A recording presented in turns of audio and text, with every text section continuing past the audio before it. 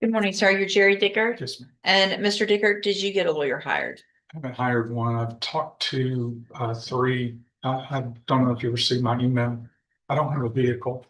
Had one repossessed and one stolen. Who'd you talk to? I What talked lawyers? to there are three Houston firms, Martinez Law Firm. They gave me their payment plans and the estimated cost based on my cases. Huff Law Firm in Houston and Dunbar and Jones. And I've also looked into something called case funders that will allow me to borrow the money to pay for an attorney. Thank you for doing what I asked you to do. Do you want to fill out the paperwork this morning to see if you qualify for a court appointed lawyer? Or do you want to see if you get that money and hire your own with one more reset? I'm living on unemployment right now, which is about $1,000 every 2 weeks. But I'm embarrassed. It's okay. I just need to know if you want to fill out the paperwork this Yes. morning or if you want to get 30 more days to try to hire someone. If I could have 30 more days, I would appreciate that because I think I can get a vehicle and get a job. I'll reset you one more time and then if you make sure you talk to some other attorneys, bring back any information you have with regard to if you've gotten a job, and then we'll see what your options are. If you don't have someone, step in front of the clerk, please. Thank you very much. Yes, sir. Sir, is it McIntosh or Tosh? McIntosh, you're Ernest McIntosh. Mr. McIntosh, this is your initial appearance in cause number 26 DCCR 1090. You're charged with the third-degree felony offense of failure to comply with sex offender registration requirements from May 20th of 2026. Since you've made bond in your case, have you had an opportunity to try to hire a lawyer? I called one of Lane Walker. Uh-huh. He wrote $10,000 and I'm gonna be looking for somebody else. So what I'll do then, Mr. McIntosh, is reset your case about 30 days or so to give you some time to see if you can get someone hired. If you get someone hired before that next court date, just bring the reset notice that you get today to that lawyer and they'll tell you what to do. And can I ask you a question? What's that? I know I've been registered since 18 and I know it's a lifetime. Is there any steps that I can go through that I was looking up online that I can possibly get You're off gonna the have to talk, registration? you're gonna have to talk to a lawyer about that. Okay. So let's get through the case first and the lawyer you get, also talk to them about that. There may be some options for that, but that's not something that I'm not allowed to give legal advice. Okay. So if you get someone hired, again, bring that reset notice to them. If for some reason you don't get someone hired, make sure you talk to at least three. Bring me back those names so I know who you've talked to and we'll discuss your options. Yes. Okay, step in front of the clerk. She'll give you a reset notice. Morning, you're Lisa Pratt. Good morning. And this is 24 DCCR 1460. Ms. Pratt's charged with theft of property with previous convictions. And what's the announcement? Your Honor, I believe we have a deal worked out. I would respectfully ask the court, depending on what the court wants to do. Did you see her foot? She has one more doctor's appointment. We can either plea today, and I would respectfully ask for sentencing without a PSI to be set, maybe 30 days, or we could reset it for a plea, but Oh, That's is where- the agreement for some kind of time? 12. What I'd like to do while you're here is go ahead and we can do the plea Yeah. and I'll reset it without the pre-sentence report. And then we can set a sentencing date based around a typical time for a PSI is about 45 days. If that gives her time for that last appointment, we can do that. Yes, sir. Okay, I'll hold it while y'all take care of that paperwork. Yes, sir.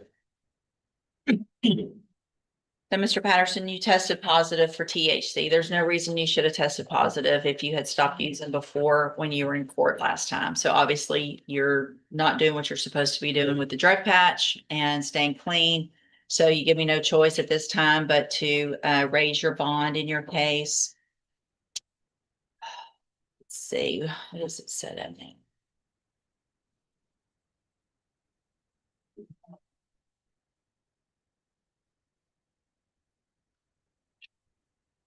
Current is set at $7,000 and give me a second to look at this. And I'm going to raise your bond in your case to $25,000. Condition of that bond obviously is going to be that you have a drug patch on, but you can't, it's not just a matter of going and getting a drug patch. It's getting it changed every 2 weeks and it's the drug patch being negative and you staying negative. So if you make that bond, obviously you cannot use anything that has any type of THC that would test positive, legal or not legal. And you have to have the drug patch on within 24 hours of your release from custody. You can go back with the bailiff. Good morning, sir. Are you Dan Church? Yes, ma'am. And this is 26 DCCR 0612. Mr. Church is charged with deadly conduct, discharging a firearm, and what is the announcement? Judge, we're still working on this case. We've been here in one setting about a bond issue, which I think we've got sorted out, but Right. other than that, we're still working through the discovery. I think that was only a couple of weeks ago.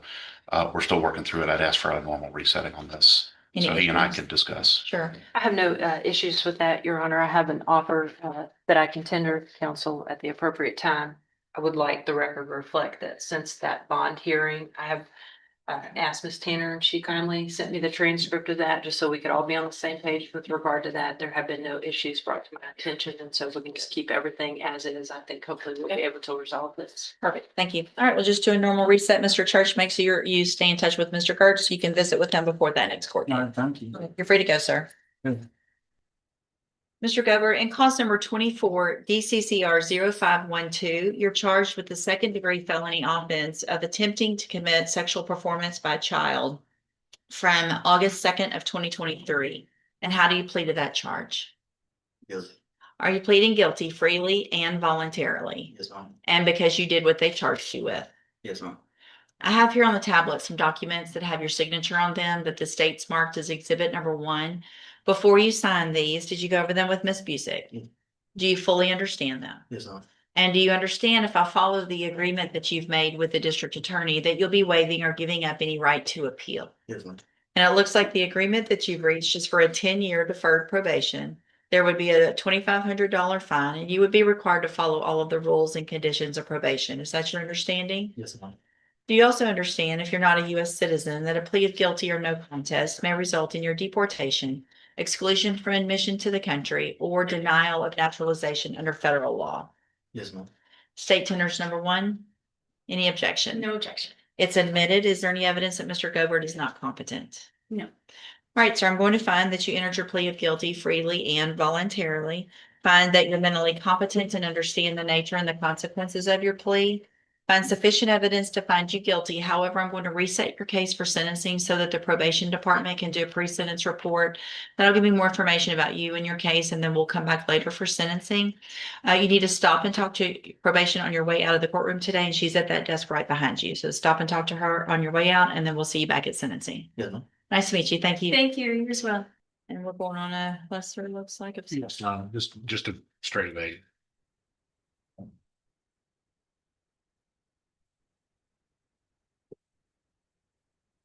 Good morning, ma'am. Are you Evelyn Odom? Yes, ma'am. And will your client waive the formal reading of the indictment? So wait,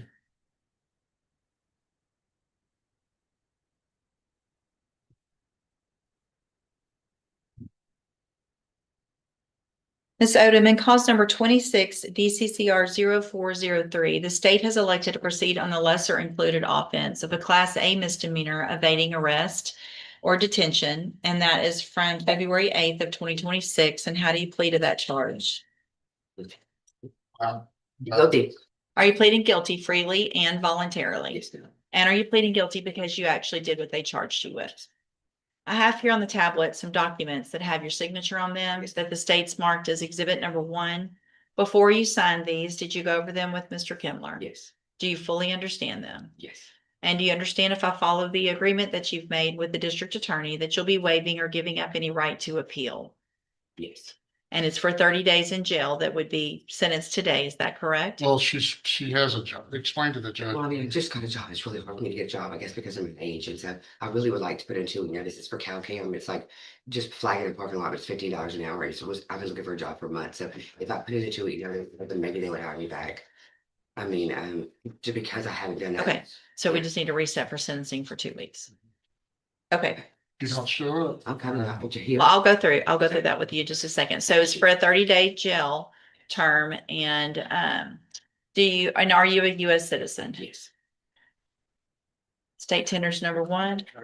It's admitted. Is there any evidence that Ms. Odom's not competent? But I'm aware of that. All right, ma'am, I'm going to find that you entered your plea of guilty freely and voluntarily. Find that you're mentally competent and you understand the nature and the consequences of your plea. Find sufficient evidence to find you guilty. However, I'm going to reset your case for 2 weeks for sentencing. So that'll be on Monday, the 27th of July. And so you'll need to be in court that morning. We'll go forward with sentencing at that time, and then you'll go serve your time. It's very important, obviously, that you're here on that date. If you don't show up, I don't have to take this agreement. Things could be a whole lot worse. Also, if you are arrested for anything between now and when you come back, you run the risk of me not accepting the plea agreement. Yes. Do you understand? Yes. All right, then we'll see you back at sentencing in 2 weeks.